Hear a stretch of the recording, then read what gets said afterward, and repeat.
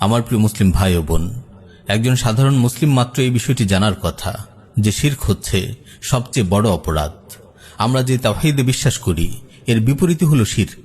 তাওহীদ হলো আল্লাহর একত্ববাদে বিশ্বাস স্থাপন করা, একমাত্র আল্লাহ তাআলার ইবাদত করা, আর শিরক হলো আল্লাহর সাথে কোনো কিছুকে অংশীদার সাব্যস্ত করা।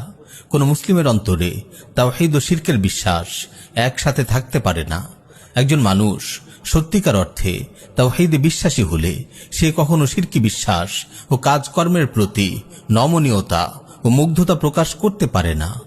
কিন্তু দুঃখজনক হলো সত্য, আজ আমরা দেখছি নিজেকে তাওহীদে বিশ্বাসী দাবি করে এমন অনেক নামধারী মুসলিম শিরকি উৎসব, মূর্তি পূজা উপলক্ষে মুশরিকদের শুভেচ্ছা জানাচ্ছে। এটা কিভাবে সম্ভব যে একদিকে তারা বিশ্বাস করে আল্লাহ এক, আল্লাহ ছাড়া কোনো ইলাহ নেই, অপরদিকে তারা বহু ইলাহের পূজারীদের শিরকি আচার অনুষ্ঠান উপলক্ষে তাদের প্রতি ভালোবাসা প্রকাশ করে তাদেরকে শুভেচ্ছা জানিয়ে যাচ্ছে। নিজেদের নেতাকর্মীদের মুশরিকদের শিরকি উৎসবে সাহায্য সহযোগিতা করার নির্দেশ দিচ্ছে, তাদের প্রতি সহানুভূতি প্রকাশ করে পূজা মণ্ডপে উপস্থিত হচ্ছে। আল্লাহ ইয়াযু বিল্লাহ, কোথায় এদের ইমানি গায়রাত? এটা কেমন তাদের তাওহীদের বিশ্বাস? আচ্ছা, এরা কি কখনো এদের মা বাবার প্রতি অসম্মানকারীদের শুভেচ্ছা জানাবে? বা কেউ তাদের মা বোনদের সম্ভ্রমের উপর আঘাত হানলে তার প্রতি সহানুভূতি দেখাবে? তাহলে এরা কিভাবে মহান রাব্বুল আলামিনের সাথে অংশীদার সাব্যস্তকারীদের প্রতি শুভেচ্ছা জানায়? হাজারো খুন ধর্ষণের চেয়ে বড় অপরাধ যে শিরক, এমন ভরপুর শিরকের আয়োজনে একজন মুসলিম কিভাবে শুভেচ্ছা জানাতে পারে? বস্তুত এদের অন্তরে যদি আল্লাহ তাআলার বরত্ব, আজমতের অনুভূতি থাকত, সত্যিকার অর্থে যদি তারা তাওহীদের বিশ্বাস অন্তরে ধারণ করত, কিছুতেই তারা শিরকি উৎসবের প্রতি শুভেচ্ছা জানাতে পারত না, মুশরিকদের পূজা মণ্ডপে উপস্থিত হতো না। শিরক ও মুশরিকদের প্রতি এদের ভালোবাসা ও মুগ্ধতা দেখে রাসূল সাল্লাল্লাহু আলাইহি ওয়াসাল্লামের এই হাদিসটির কথা মনে পড়ে যায়, লা তাকুমুস সাআহ হাত্তা তালহাক কাবাইলু মিন উম্মতি বিল মুশরিকিন ওয়া হাত্তা তা'বুদা কাবাইলু মিন উম্মতি আল আওসান। আমার উম্মতের কিছু সংখ্যক লোক মুশরিকদের সঙ্গে মিলিত না হওয়া পর্যন্ত এবং আমার উম্মতের কিছু গোত্র মূর্তি পূজায় লিপ্ত না হওয়া পর্যন্ত কিয়ামত সংঘটিত হবে না। আমার প্রিয় মুসলিম ভাই ও বোন, আগে আমরা দেখতাম সেকুলার রাজনৈতিক দলের নেতারা এমন ঈমান বিধ্বংসী কাজগুলো করত কারণ তাদের কাছে ঈমান ও ধর্মীয় মূল্যবোধের কোনো গুরুত্ব নেই। কিন্তু এখন ইসলামের নামে রাজনীতি করা গণতান্ত্রিক দলের আমির ও নেতাকর্মীরাও শিরকি উৎসব উপলক্ষে মুশরিকদের শুভেচ্ছা জানাচ্ছে। আপনারা দেখেছেন জামায়াতে ইসলামীর আমির ডক্টর শফিকুর রহমান দুর্গাপূজা উপলক্ষে হিন্দুদের প্রতি আন্তরিক শুভেচ্ছা জানিয়ে ফেসবুকে স্ট্যাটাস দিয়েছে, নিজের দলীয় নেতাকর্মীদের নির্দেশ দিয়েছে এই উপলক্ষে হিন্দুদের সাহায্য সহযোগিতা করার জন্য। আচ্ছা, এই জামাত আমির কি জানে না শিরকি উৎসব উপলক্ষে মুশরিকদের শুভেচ্ছা জানানো মুসলিমদের জন্য বৈধ নয়? নাকি সংখ্যালঘু হিন্দুদের কিছু ভোটের আশায় তারা তাওহীদ ও শিরকের পার্থক্য ভুলে গেছে? নাকি ক্ষমতায় আসার জন্য রামবাম ও বিশ্ব তাগুতদের অনুকম্প লাভের উদ্দেশ্যে এমন ঈমান বিধ্বংসী কাজ করছে? বস্তুত গণতান্ত্রিক সিস্টেমটাই এমন, এখানে বিশ্ব তাগুতদের সাপোর্ট পাওয়ার জন্য কুফর শিরকের প্রতি নমনীয় ও নতজানু আচরণ করতে হয়। গণতান্ত্রিক সিস্টেমে ক্ষমতা লাভের নাটাই যেহেতু পশ্চিমাদের হাতে, তাই যে কোনো মূল্যে তাদের খুশি করতে হয়।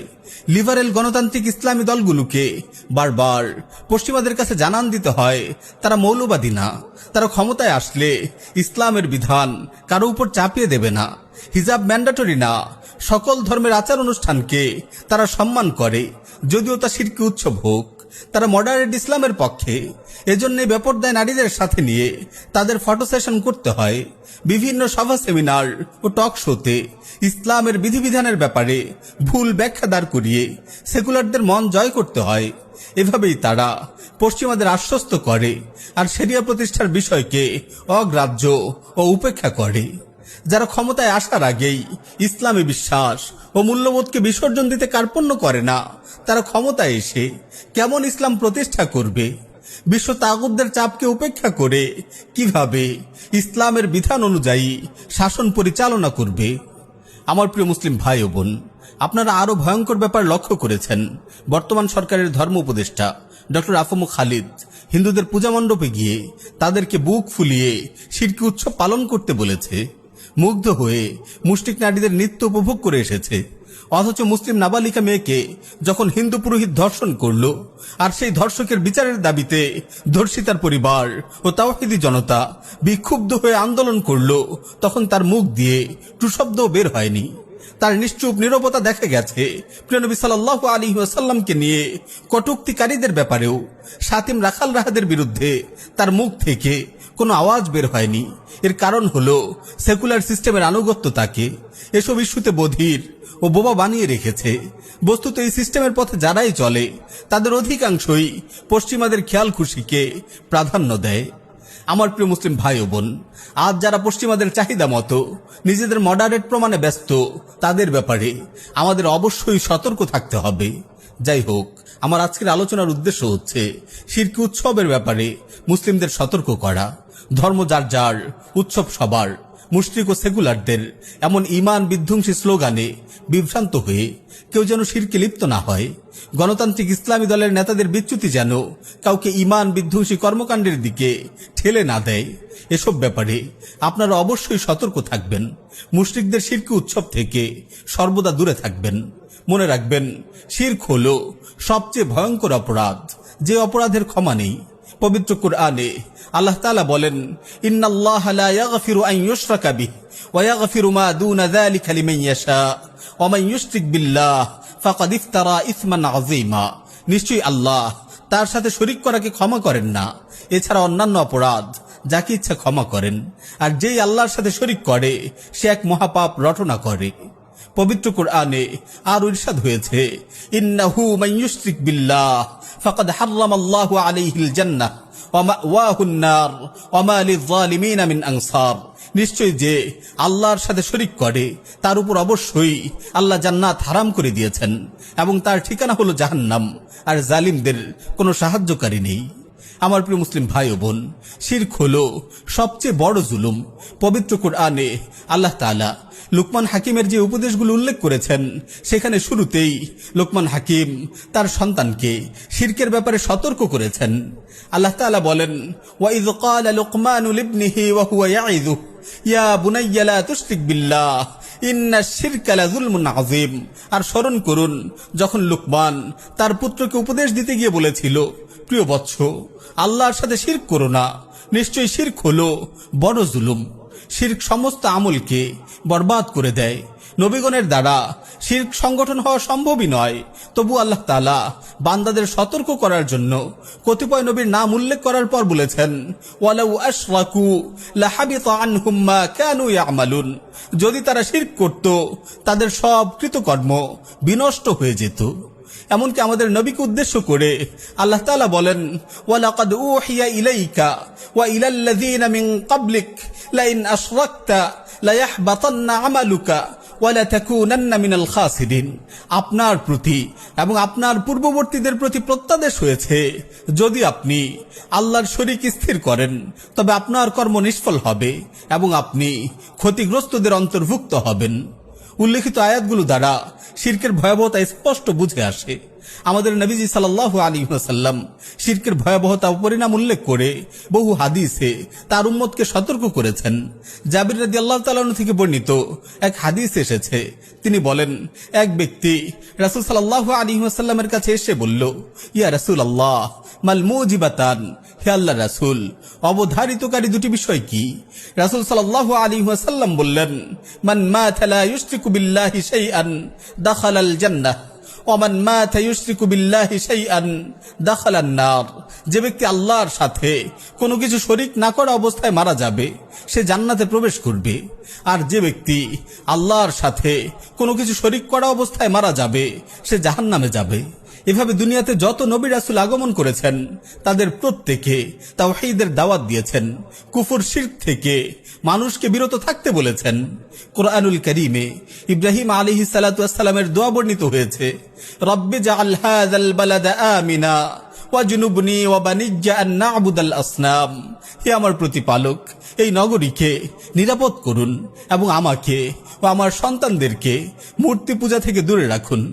ইব্রাহিম আলাইহিস সালাতু ওয়াস সালাম ও তার সঙ্গী সাথীদের আদর্শের প্রশংসা করে আল্লাহ তাআলা বলেন, ক্বাদ কানাত লাকুম উসওয়াতুন হাসানাতুন ফি ইব্রাহিম ওয়াল্লাযীনা মাআ ইয ক্বালু লিকাওমিহিম ইন্না বুরাআউ মিনকুম ওয়া মিম্মা তা'বুদুনা মিন দুনিল্লাহ কাফারনা বিকুম ওয়া বাদা বাইনানা ওয়া বাইনাকুমুল আদাওয়াতু ওয়াল বাগদাউ আবাদা হাত্তা তু'মিনু বিল্লাহ।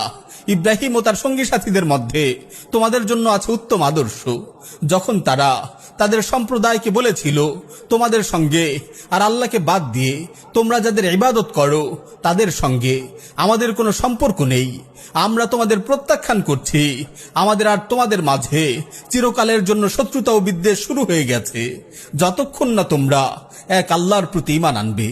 আমার প্রিয় মুসলিম ভাই ও বোন, আল্লাহ তাআলা ইব্রাহিম আলাইহিস সালাতু ওয়াস সালাম ও তার সঙ্গী সাথীদের আদর্শকে কেন আমাদের জন্য উত্তম বলেছেন একটু চিন্তা করে দেখুন। ইব্রাহিম আলাইহিস সালাম ও তার সঙ্গী সাথীরা শুধু এতটুকু বলেননি, তোমরা আল্লাহকে বাদ দিয়ে যাদের ইবাদত করছো আমরা তাদের থেকে মুক্ত। তারা একই সাথে তাদের সাথেও সম্পর্কচ্ছেদের ঘোষণা দিয়েছেন। যারা এসব বাতিল উপাস্যের ইবাদত করে তাদেরকে সুস্পষ্টভাবে তারা জানিয়ে দিয়েছেন, কাফারনা বিকুম ওয়া বাদা বাইনানা ওয়া বাইনাকুমুল আদাওয়াতু ওয়াল বাগদাউ আবাদা হাত্তা তু'মিনু বিল্লাহ। আমরা তোমাদেরকে প্রত্যাখ্যান করছি, আমাদের আর তোমাদের মাঝে চিরকালের জন্য শত্রুতা ও বিদ্বেষ শুরু হয়ে গেছে যতক্ষণ না তোমরা এক আল্লাহর প্রতি ঈমান আনবে। দেখুন মুশরিকদের ব্যাপারে আমাদের প্রিয় নবী সাল্লাল্লাহু আলাইহি ওয়াসাল্লামের বক্তব্য কি। তিনি সুস্পষ্টভাবে জানিয়ে দিয়েছেন, উমিরতু আন উকাতিলাল মুশরিকিন হাত্তা ইয়াশহাদু আল্লা ইলাহা ইল্লাল্লাহ ওয়া আন্না মুহাম্মাদান আবদুহু ওয়া রাসূলুহু ফাইযা শাহিদু আল্লা ইলাহা ইল্লাল্লাহ ওয়া আন্না মুহাম্মাদান আবদুহু ওয়া রাসূলুহু ওয়া সাল্লু সালাতানা ওয়াস্তাকবালু কিবলাতানা وأكلوا ذبائحنا فقد حرمت علينا دماؤهم وأموالهم إلا بحقها। আমাকে মুশরিকদের বিরুদ্ধে যুদ্ধ করার আদেশ দেওয়া হয়েছে যে পর্যন্ত না তারা একথা সাক্ষ্য দেয় যে আল্লাহ ব্যতীত কোনো ইলাহ নেই আর মুহাম্মদ সাল্লাল্লাহু আলাইহি ওয়াসাল্লাম আল্লাহর বান্দা ও রাসূল। আর যখন তারা সাক্ষ্য দেবে যে আল্লাহ ব্যতীত কোনো ইলাহ নেই আর মুহাম্মদ সাল্লাল্লাহু আলাইহি ওয়াসাল্লাম আল্লাহর বান্দা ও রাসূল এবং আমাদের ন্যায় নামাজ পড়বে, আমাদের কিবলার দিকে মুখ করবে, আমাদের জবেহকৃত পশু আহার করবে, তখন আমাদের জন্য তাদের রক্ত ও সম্পদ হারাম হবে। তবে এই কালিমার কোনো হক পাওয়া গেলে ভিন্ন কথা। আমার প্রিয় মুসলিম ভাই ও বোন, একজন মুমিন অপর মুমিনের সাথে আল্লাহর জন্যই বন্ধুত্ব করবে আর আল্লাহর জন্যই কাফির মুশরিকদের প্রতি বিদ্বেষ পোষণ করবে। এটা ইসলামে আকীদার গুরুত্বপূর্ণ মৌলিক একটি দিক, যাকে বলা হয় আল ওয়ালা ওয়াল বারা। আল ওয়ালা ওয়াল বারার শুদ্ধি ছাড়া কারো তাওহীদ পরিশুদ্ধ হবে না। এটা ঈমানের ভিত্তি, এটা মিল্লাত ইব্রাহিমের সার কথা। সুতরাং মিল্লাত ইব্রাহিমের অনুসারী মুসলিমরা কখনো কাফির মুশরিকদের সাথে বন্ধুত্ব করতে পারে না, তাদের প্রতি মুগ্ধতা ও ভালোবাসা প্রদর্শন করতে পারে না, তাদের ধর্মীয় উৎসব ও শিরকি কর্মকাণ্ডে শুভেচ্ছা জানাতে পারে না। দুঃখজনক হলেও সত্য, অজ্ঞতার দরুন আজ অনেকে অমুসলিমদের ধর্মীয় উৎসব ও শিরকি আয়োজনে শুভেচ্ছা জানানোকে হালকাভাবে দেখছে, অথচ ফুকাহায়ে কেরামের সর্বসম্মতিক্রমে এটা হারাম ও মারাত্মক গুনাহ। এমনকি অনেক আলিম তো এটাকে ঈমান বিনষ্টের কারণ বলেছেন। ইবনে আব্বাস রাদিয়াল্লাহু তাআলা আনহু বলেন, মান রাদিয়া বিশিরকি ফাহুয়া মুশরিকুন, যে শিরকের প্রতি সন্তুষ্ট হয় সেও মুশরিক। ইবনে তাইমিয়া রাহিমাহুল্লাহ বলেন, কোন মুসলিমের জন্য কাফিরদের ধর্মীয় উৎসব উপলক্ষে শুভেচ্ছা জানানো জায়েজ নয়, কেননা শুভেচ্ছা জানানো মানে তাদের কুফরিকে, তাদের শিরককে সমর্থন করা। একইভাবে মুসলিমদের জন্য বৈধ নয় কাফির মুশরিকদের উৎসবে যোগদান করা, তাদেরকে শিরকি কাজে যে কোনোভাবে সাহায্য সহযোগিতা করা, মূর্তি ও প্রতিমার নামে উৎসর্গকৃত কোনো খাবার খাওয়া। ওমর রাদিয়াল্লাহু তাআলা আনহু বলেছেন, তোমরা মুশরিকদের উৎসবের দিন তাদের উপাসনালয়ে প্রবেশ করো না, কেননা তাদের উপর আল্লাহর গজব নাজিল হয়। আল্লাহ তাআলা বলেন, ওয়া তাআওয়ানু আলাল বিররি ওয়াত তাকওয়া ওয়া লা তাআওয়ানু আলাল ইসমি ওয়াল উদওয়ান।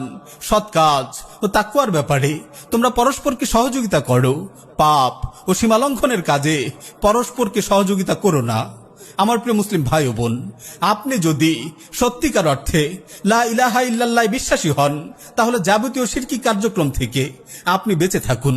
শিরকি কাজে সহযোগিতা, শিরকি উৎসবকে কেন্দ্র করে মুশরিকদের শুভেচ্ছা জানানো, শিরকি উৎসবের প্রতি মুগ্ধতা প্রকাশ, শিরকারীদের সাথে বন্ধুত্ব স্থাপন, এমন সব ধরনের অপরাধ ও সীমালঙ্ঘন থেকে দূরে থাকুন মুশরিকদের সাথে, এবং তারা যা কিছুর পূজা করছে এসব কিছুর সাথে সম্পর্ক ছিন্ন করুন। ইব্রাহিম আলাইহিস সালাতু ওয়াস সালাম ও তার সঙ্গী সাথীদের মতো দীপ্ত কণ্ঠে ঘোষণা দিন, ইন্না বুরাআউ মিনকুম ওয়া মিম্মা তা'বুদুনা মিন দুনিল্লাহ কাফারনা বিকুম ওয়া বাদা বাইনানা ওয়া বাইনাকুমুল আদাওয়াতু ওয়াল বাগদাউ আবাদা হাত্তা তু'মিনু বিল্লাহ। তোমাদের সঙ্গে আর আল্লাহকে বাদ দিয়ে তোমরা যাদের ইবাদত করো তাদের সঙ্গে আমাদের কোনো সম্পর্ক নেই। আমরা তোমাদের প্রত্যাখ্যান করছি। আমাদের আর তোমাদের মাঝে চিরকালের জন্য শত্রুতা ও বিদ্বেষ শুরু হয়ে গেছে যতক্ষণ না তোমরা এক আল্লাহর প্রতি ঈমান আনবে। আমরা তোমাদের প্রত্যাখ্যান করছি। আমাদের আর তোমাদের মাঝে চিরকালের জন্য শত্রুতা ও বিদ্বেষ শুরু হয়ে গেছে যতক্ষণ না তোমরা এক আল্লাহর প্রতি ঈমান আনবে।